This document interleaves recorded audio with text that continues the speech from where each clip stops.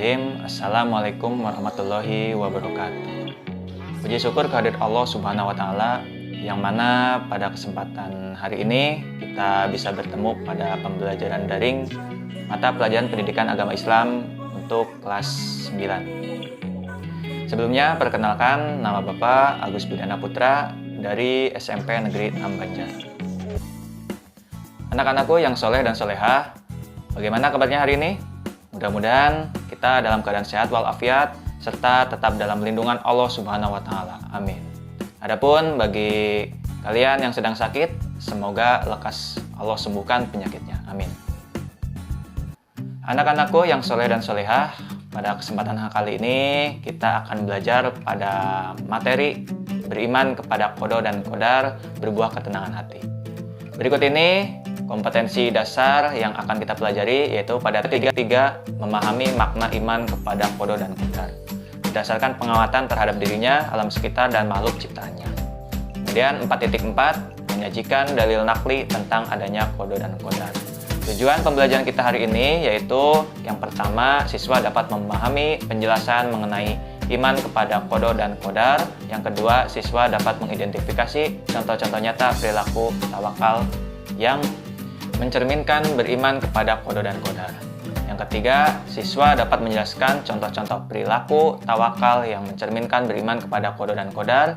Yang keempat, siswa dapat menghubungkan dalil nakli tentang beriman kepada qada dan qadar dengan sifat tawakal serta hubungannya terhadap ketenangan dan ketentraman hidup seseorang.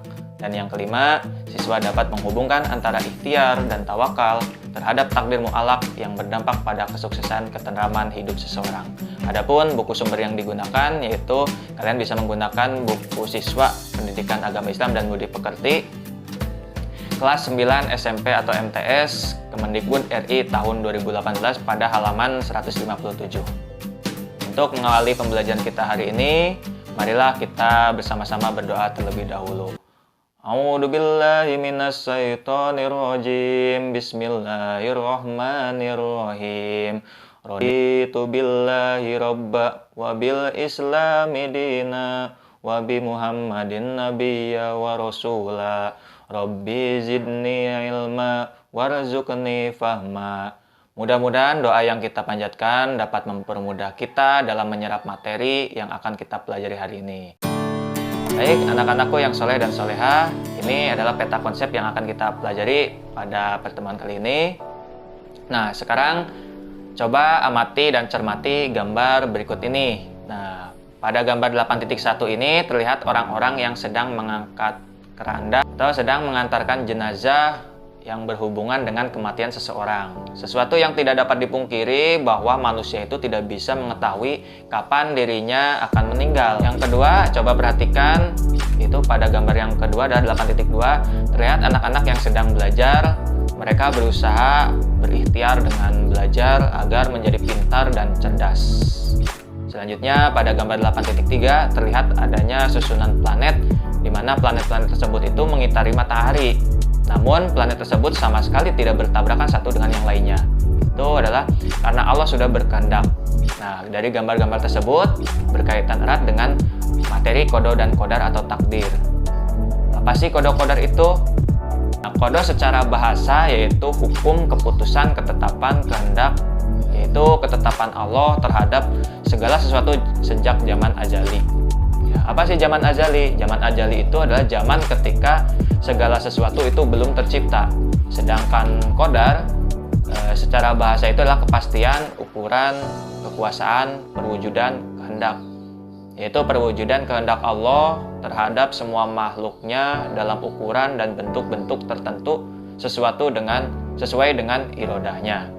Qada dan qadar ini terdapat hubungan erat dan merupakan satu kesatuan, di mana qada merupakan ketentuan, sedangkan qadar sendiri merupakan perwujudan dari ketentuan atau kehendak Allah Subhanahu wa Ta'ala.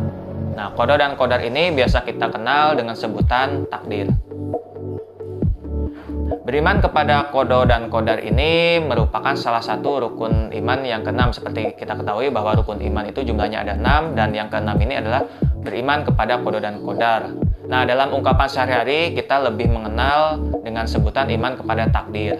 Nah, iman kepada takdir ini berarti percaya bahwa segala apa yang terjadi di alam ini, ya, seperti sehat, sakit, hidup dan mati, rezeki dan jodoh, itu merupakan kehendak dan ketentuan Allah Subhanahu wa taala. Seperti dalam firman Allah surat Ar-Ra'd ayat 8, A'udzu billahi minas syaitonir rajim. Bismillahirrahmanirrahim. Wa kullu syai'in indahu bimiqdar. Yang artinya, dan segala sesuatu ada ukuran di sisinya. Nah, pada ayat tersebut menjelaskan bahwa segala sesuatu di alam semesta ini telah ditentukan ukurannya oleh Allah, dan tak ada satupun makhluknya yang dapat mengetahui ketentuan Allah ini, baik itu dari golongan malaikat, jin, maupun manusia, semuanya tak ada yang mengetahui. Takdir baru bisa kita ketahui oleh manusia adalah jika takdir tersebut sudah menjadi kenyataan. Salah satu contohnya, ada seorang anak bernama Anik. Dia bercita-cita ingin menjadi pegawai bank. Kemudian setelah lulus SMA, dia kuliah di jurusan ekonomi. Supaya mendapat gelar sarjana ekonomi, nah hal tersebut itu dia lakukan adalah untuk menunjang tercapainya cita-cita tersebut. Namun, setelah lulus kuliah, ternyata dia lebih memilih menjadi pedagang alat-alat elektronik, bukan bekerja di bank. Nah, dari contoh tersebut merupakan contoh perwujudan dari takdir, mana kita tidak bisa mengelak dari takdir yang sudah diberikan Allah. Untuk apa sih kita berikhtiar, sedangkan segala sesuatu itu sudah ditakdirkan oleh Allah. Nah, meskipun takdir manusia telah ditentukan oleh Allah, namun tak satu pun yang bisa mengetahui sebelum hal itu terjadi. Nah, hal inilah yang menjadikan manusia tetap wajib berusaha untuk meraih yang terbaik.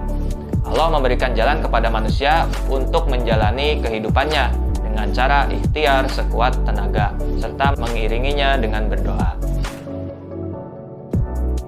Nah, qada dan qadar itu juga atau biasa dikenal dengan takdir terbagi menjadi dua bagian.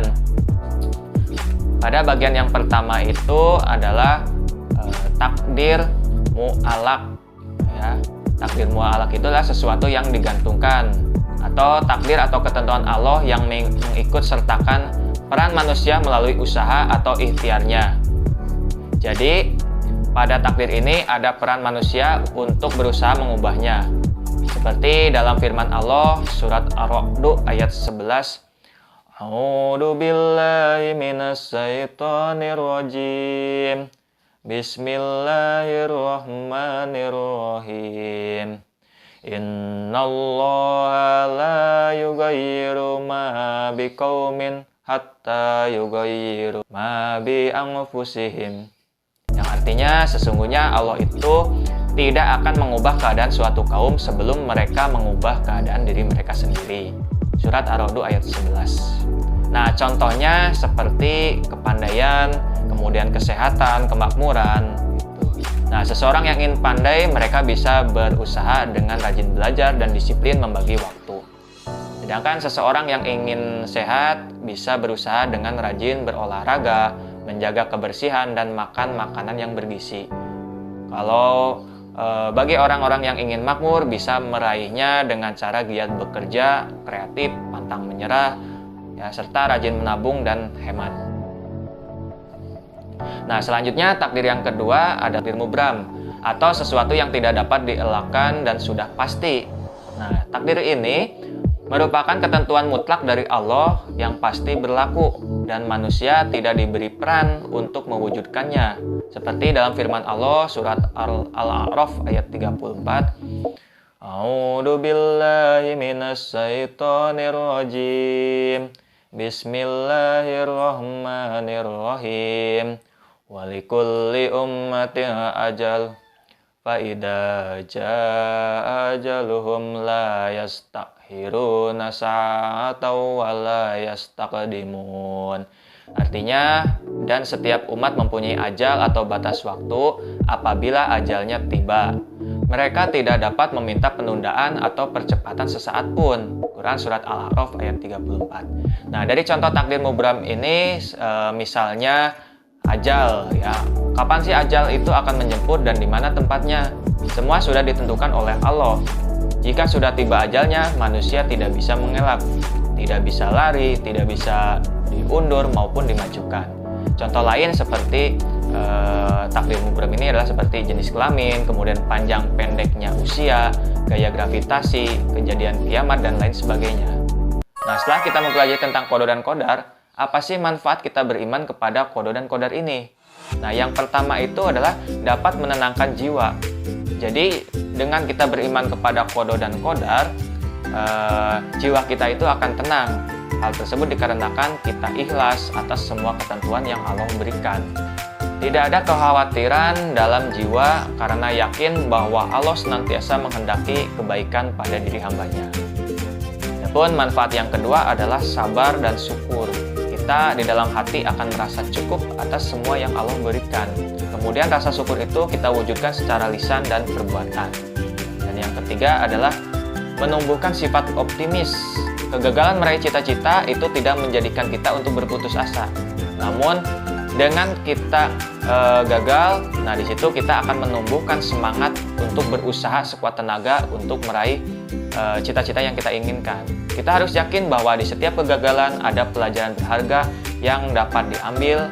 Kekurangan dan kelemahan itu dijadikan sebagai ukuran untuk giat belajar dan berlatih dengan tekun. Dalam hati, kita yakin bahwa sesuatu saat cita-cita tersebut pasti tercapai. Dan yang keempat adalah menjauhkan diri dari sifat sombong. Apabila kita memperoleh keberhasilan itu merupakan karunia Allah. Kita tetap rendah hati kepada siapapun. Anak-anakku yang soleh dan solihah, itulah tadi materi yang kita pelajari hari ini. Mudah-mudahan bermanfaat bagi kita semua. Sebelum kita mengakhiri kegiatan pembelajaran daring hari ini, marilah kita berdoa bersama-sama.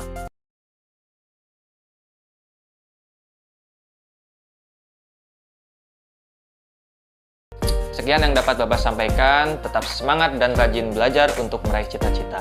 Wassalamualaikum warahmatullahi wabarakatuh.